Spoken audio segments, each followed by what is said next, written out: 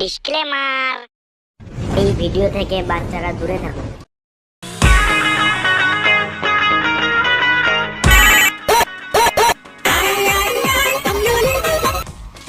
Hello, হ্যাঁ চললাম এই তো 2 মিনিট। ট্রাফিকে ফেসে আছি, যা জাম বাপরে।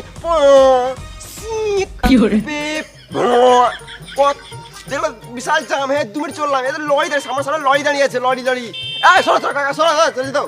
হ্যাঁ চললাম 2 মিনিট চললাম। হ্যাঁ এই তো বেরোচ্ছি।